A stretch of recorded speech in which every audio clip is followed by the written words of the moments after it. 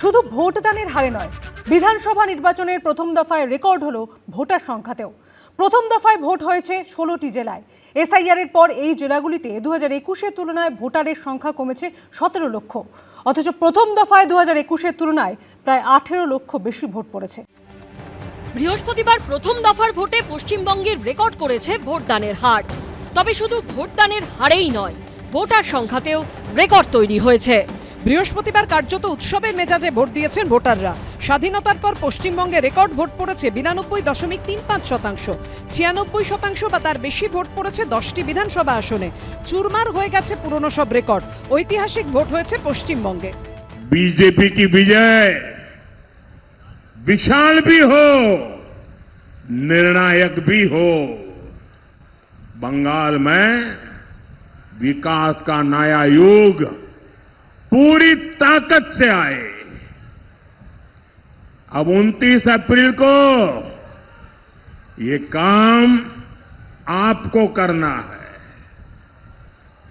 ये बंगाल के सामने बहुत बड़ा मौका है। ঝাঁটাটা হাতের নাগালে রাখুন। বিজেপির প্রার্থী গেলে এদেরকে দিয়ে ঘরদুয়ার পরিষ্কার করান। শুধু শতাংশের হিসাবে নয়, ভোটার সংখ্যার নিরিখেও এবার রেকর্ড তৈরি হয়েছে। পরিসংখ্যান বলছে 2021-এর বিধানসভা নির্বাচনে প্রায় 82% ভোট পড়েছিল, আর এবার প্রথম দফা নির্বাচনে পড়েছে 92% ভোট। কিন্তু প্রশ্ন উঠছিল যে 2021-এর যে ভোটার তালিকায় ভোট হয়েছিল আর 2026-এ যে ভোটার তালিকায় ভোট হচ্ছে, দুটো এক নয়। তার কারণ 2026-এর ভোটের আগে এসআইআর হয়েছে। আমরা জানি এসআইআর এ প্রায় 90 লক্ষ ভোটারের নাম বাদ গেছে। এসআইআর এর খসড়া তালিকায় 58,20,899 জনের নাম বাদ যায়। এরপর 28শে ফেব্রুয়ারি প্রথম দফার সংশোধিত চূড়ান্ত ভোটার তালিকা প্রকাশ করে নির্বাচন কমিশন। সেখানে বাদ পড়েন আরও 5,46,053 জন। খসড়া তালিকা ও প্রথম দফার সংশোধিত চূড়ান্ত ভোটার তালিকা মিলিয়ে নাম বাদের সংখ্যাটা গিয়ে দাঁড়ায় 63,66,952।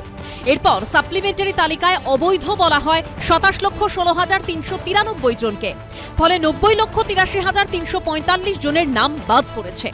এত ভোটারের নাম বাদ যাওয়ার পরও দেখা যাচ্ছে ভোটার সংখ্যাতেও রেকর্ড তৈরি হয়েছে।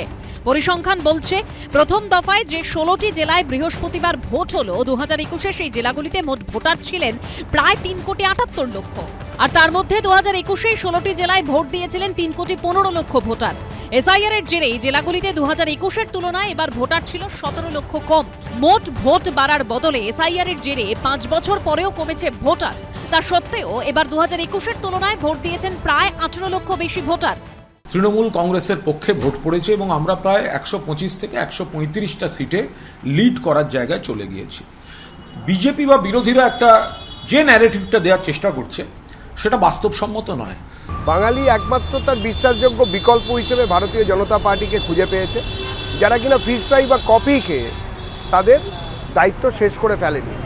বিরোধী একমাত্র বিশ্বাসযোগ্য বিকল্প হিসেবে ভারতীয় জনতা পার্টিকে পশ্চিমবঙ্গের বাঙালি নিজেদের কাছে টেনে নিয়েছে। এ রাজ্যে প্রথম দফায় ভোট হয়েছে 152টি বিধানসভা কেন্দ্রে। তার মধ্যে 2021 সালের বিধানসভা ভোটে তৃণমূল জিতেছিল 92টিতে, বিজেপি জিতেছিল 59টিতে, একটি আসনে জিতেছিলেন নির্দল প্রার্থী। 2024 সালের লোকসভা ভোটের বিধানসভা ভিত্তিক ফলের নিরিখে প্রথম দফার এই 152টি বিধানসভা কেন্দ্রের মধ্যে তৃণমূল এগিয়েছিল 77টিতে, বিজেপি লিড পেয়েছিল 63টিতে, কংগ্রেস 11টিতে এবং সিপিএম একটিতে এগিয়েছিল। এবার কি হবে? প্রথম দফার এই রেকর্ড ভোটদানে কার লাভ হবে? এবিপি আনন্দ। এবিপি আনন্দ, এগিয়ে থাকে, এগিয়ে রাখে।